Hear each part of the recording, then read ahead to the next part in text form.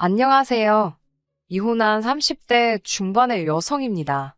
부모님께선 여행 가시고 저는 지금 집에서 부모님이 키우시는 강아지를 돌보고 있어요. TV도 딱히 볼 것도 없고 심심해서 그런가 별의별 생각이 다 나네요. 제가 어쩌다 이혼했는지 이야기해드리겠습니다.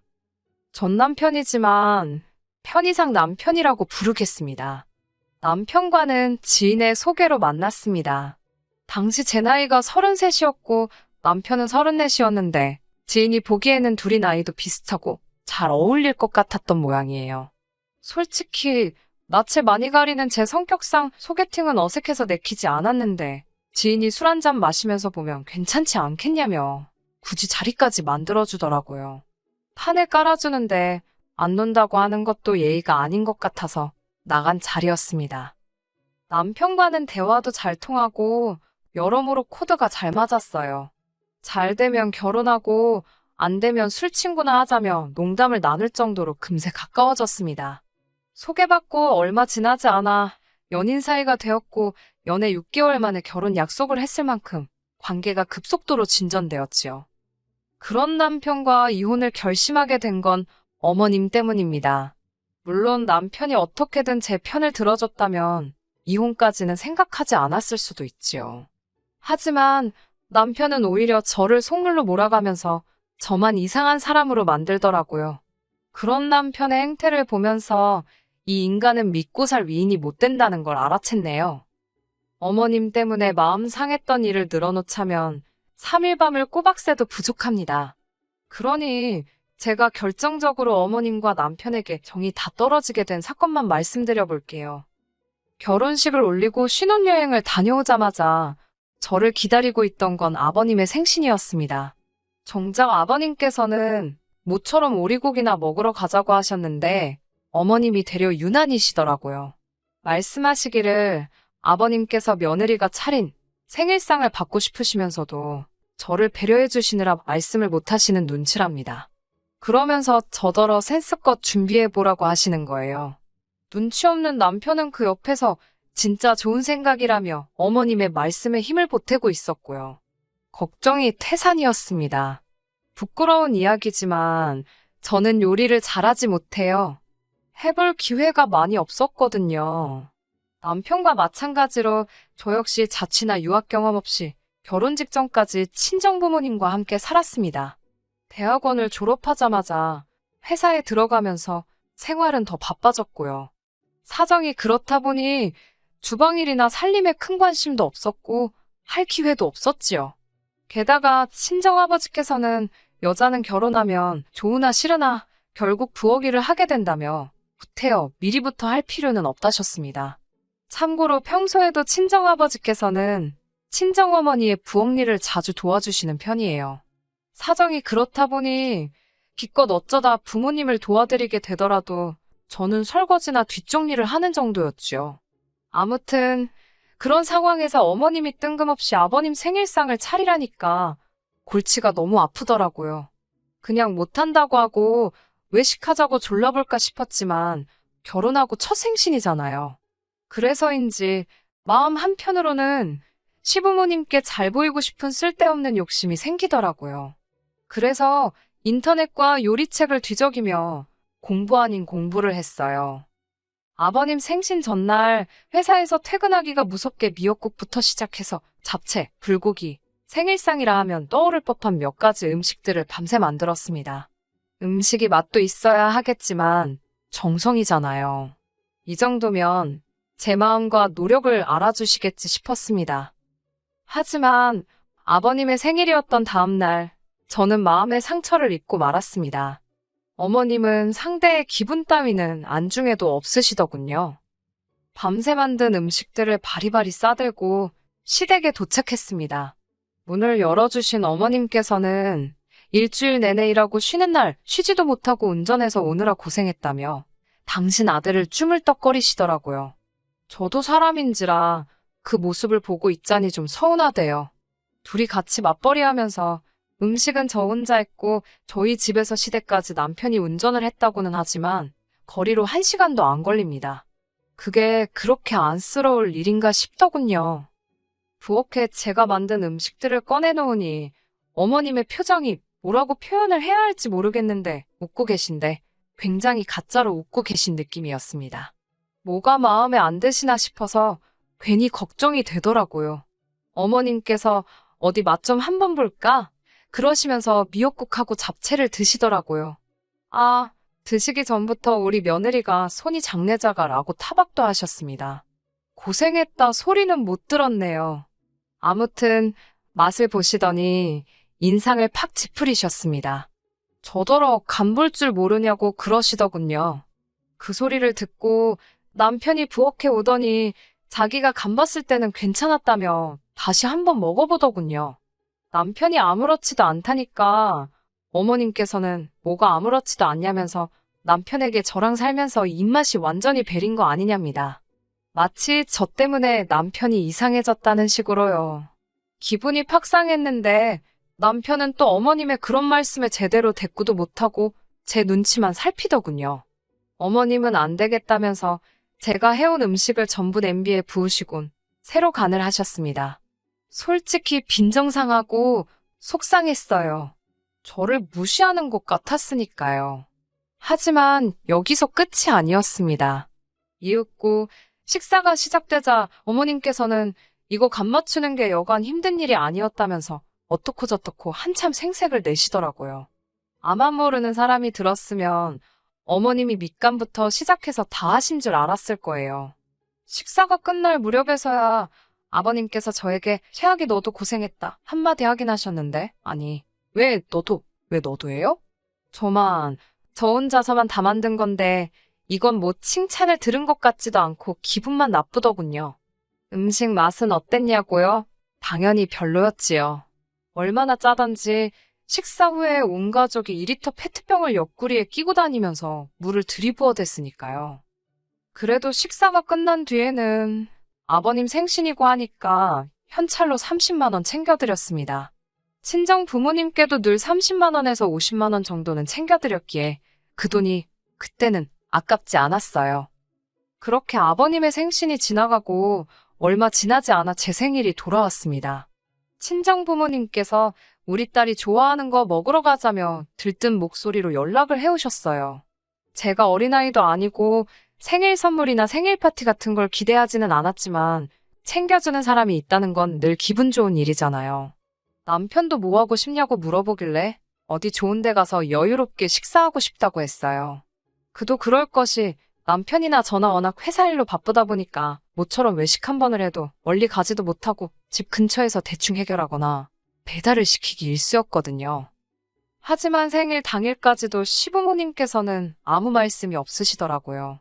실망을 했냐고 물으신다면 아주 약간이요. 왜냐면 제가 아버님 생일 때 열심히 했다는 걸 말로는 알아주지 않으셨어도 속으론 아시겠지라고 막연히 믿었거든요. 그런데 정말 별 생각이 없으셨던 모양인지 며느리 생일 축하한다는 짧은 문자 한 통조차 안 주시더라고요. 그래서 좀 서운했지요. 그래도 큰 의미를 두지는 않으려고 했습니다. 제 생일은 평일이었기에 평소처럼 출근을 했고 직장 동료들로부터 많은 축하도 받았습니다. 저희 회사는 생일인 사람은 집에 일찍 퇴근할 수 있는 제도가 있어서 평소보다 회사를 일찍 빠져나왔는데 어머님께서 연락을 해오셨어요. 집에 잠깐 들리라고요. 줄 것이 있다고 하시더군요. 설마 하는 생각과 동시에 기분이 좋아지더라고요. 어머님이 의외에 면이 있으시네라며 혼자 룰루랄라 들떠서 시댁에 갔네요. 하지만 하마터면 제 꼴만 우스워질 뻔했지 뭐예요. 어머님께서는 포장된 인절미가 30개 들은 떡 한 박스를 꺼내놓으시고는 집에 가져가랍니다. 남편이 좋아하는 떡이라면서요. 허탈하고 서럽고 그래서 제가 어머님께 저 오늘 생일이라고 말씀드렸어요. 그러자 어머님께선 놀라지도 않으시고 그래서 뭐 너 선물이라도 달라고? 그러시는 거예요. 오히려 그렇게 물어보시니 마치 제가 이상한 사람이라도 된 것 같더군요. 그런 건 아니지만 하고 말을 이어나가려는데 어머님께서 잠깐만 기다리랍니다. 그러더니 냉장고 냉동실에서 꽝꽝 얼어있는 조개를 2마리 주시면서 이거라도 가져가서 튀겨 먹으라셨어요. 애끼고 애끼던 건데 저 주는 거라면서 생일 선물이라 하시대요. 얼어빠진 조기 2마리를 선물이랍시고 받아들고 집에 오는 제 기분은 참담함 그 자체였습니다. 조기 2마리도 충격적이었지만 아무렇지 않게 마치 이거라도 먹고 떨어지라는 식의 어머님의 태도는 정말이지 날 가족으로 생각하긴 하는 건가 싶더라고요. 집으로 돌아와 식탁 위에 떡상자와 조기 2마리를 내깔려뒀습니다. 올려둔 게 아니고 내깔려둔 게 맞아요. 마음 같아선 쓰레기통에 처박아버리고 싶었는데 남편한테 어머님이 이런 사람이란 걸 보여주려고 어쩔 수 없이 식탁 위에 던져둔 거니까요. 이윽고 퇴근해 집으로 돌아온 남편이 조기를 보더니 이게 뭐냐입니다. 어머님이 내 생일 선물이라고 주셨다니까 남편이 황당하다는 듯 저와 조기를 번갈아 쳐다보고는 한숨을 내쉬고는 미안하답니다. 어머님이 제 생일인 걸 기억 못하시곤 티내면 미안하다고 하셔야 하니까 그게 싫어서 이러신 것 같다는 말 같지도 않은 해명을 떠벌리는 남편 입을 보고 있자니 어디서 박스 테이프라도 가져다 딱 붙여놓고 싶더라고요. 남편이 조기는 자기가 맛있게 튀겨준다고 하길래 조기로 두들겨 맞기 싫으면 갖다 음식물 쓰레기에 버리라고 했습니다. 남편은 그래도 어머님이 주신 건데 좀 서운하단 식으로 말을 꺼내길래 그러면 뒀다가 너나 처먹으라고 했네요. 남편도 그제서야 미안하다고 했지만 제 마음이 쉽게 풀어지진 않았지요. 차마 친정에다가 시부모님이 조기 2마리 주셨다는 소리는 안 나와서 그냥 저녁같이 먹었다고 대충 둘러댔고요.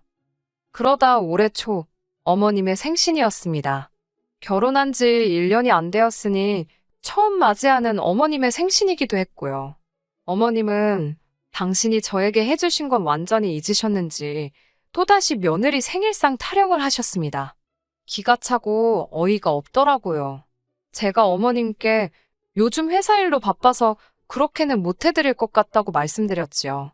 그러자 어머님께서는 무조건 안 된다고 하지 말고 방법을 찾으려고 해야지 저더러 노력도 안 해보고 성의가 없다며 싫은 소리를 하시더군요.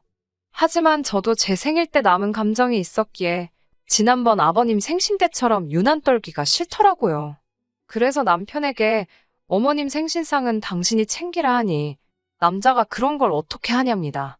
그놈의 남자가 타령은 지겹지도 않냐고 당신이 공부하고 사회생활하는 동안 나도 똑같이 공부하고 사회생활했는데 나는 뭐 생신상 차리기가 쉬운 줄 아냐고 쏴붙였습니다.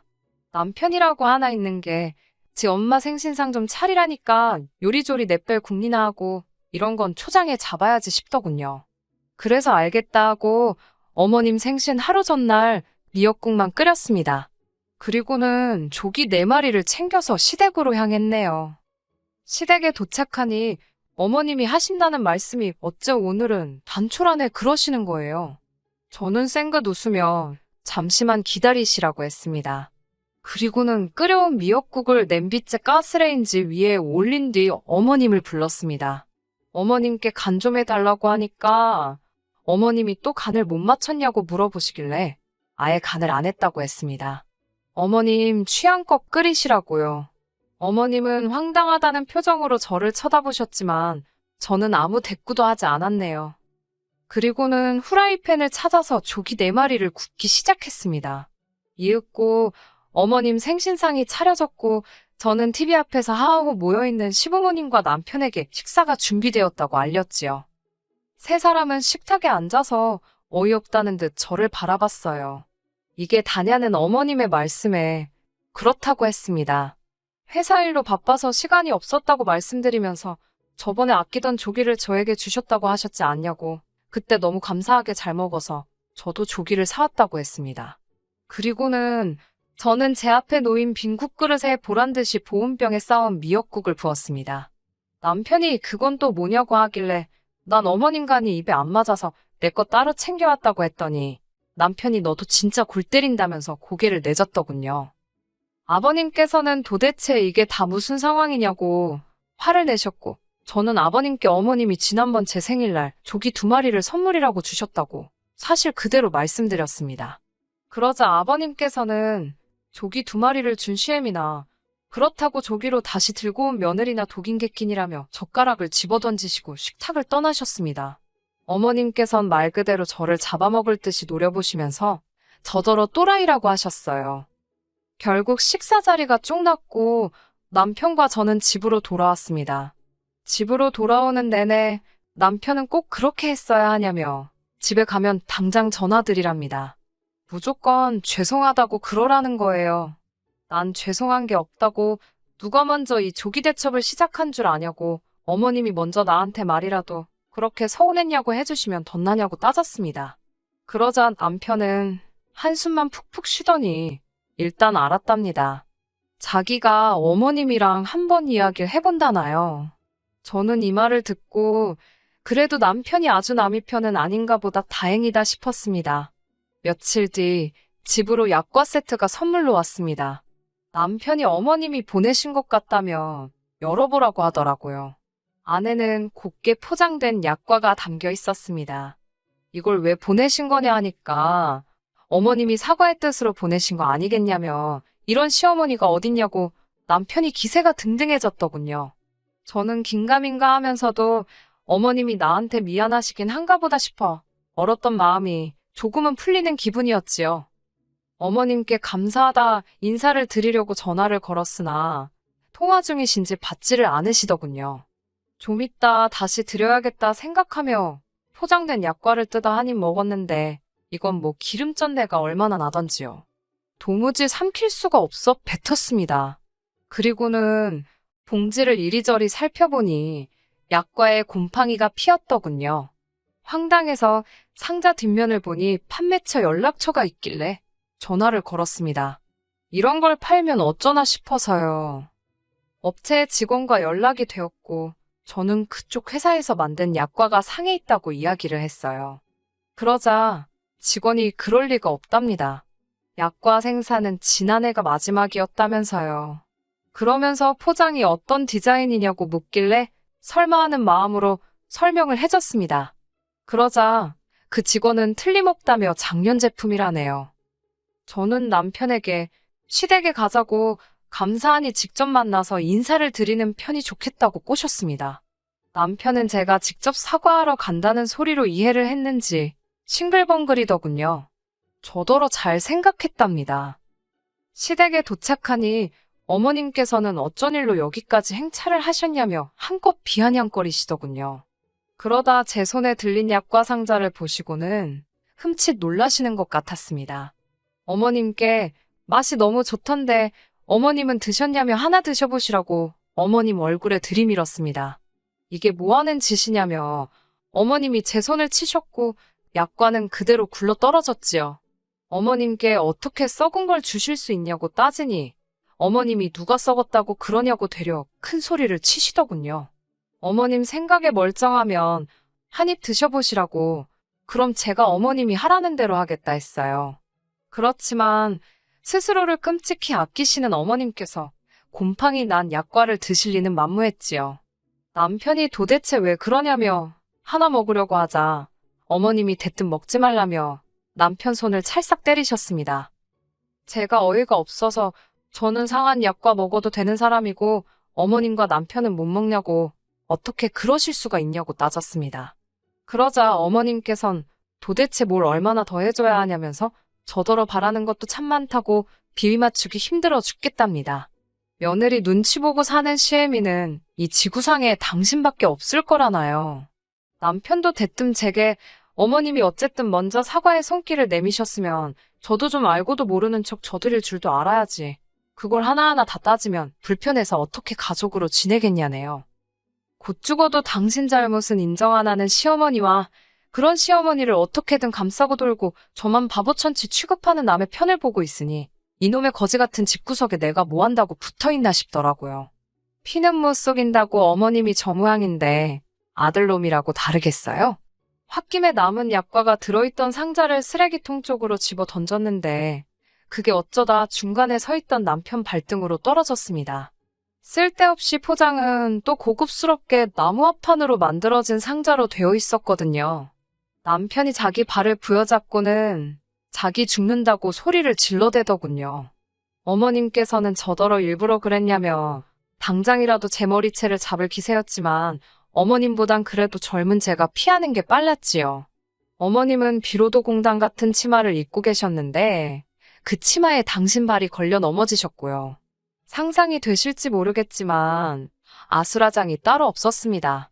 저는 그 길로 냅다 튀었고요. 집으로 돌아오고 얼마 지나지 않아 남편이 씩씩거리며 들어왔습니다.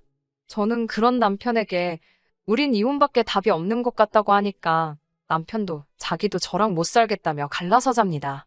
그렇게 순식간에 이혼이 진행되었지요.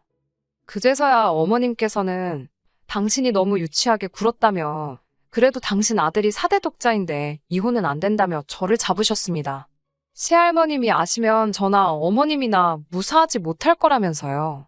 어머님 사정이야 제 할 바 아니고 시할머니께서 저에게 뭘 어떻게 하시겠어요?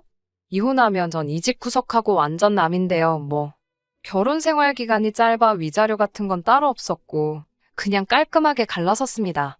꼴랑 1년도 못 살고 이혼녀 딱지를 달게 된 게 억울했지만 지금까지도 최선의 선택을 내렸다고 생각합니다.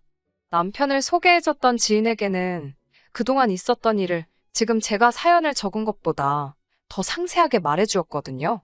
지인은 저에게 정말 미안하다면서 아주 제 남편을 매장을 시켜야 하는 거 아니냐고 저보다 더 분개해 주었습니다.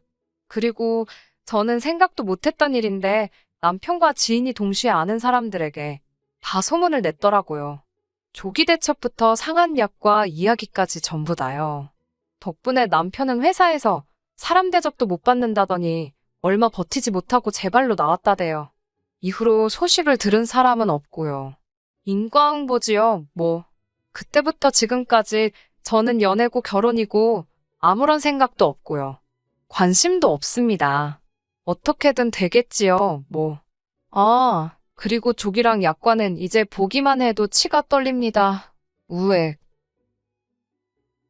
끝까지 들어주셔서 감사합니다.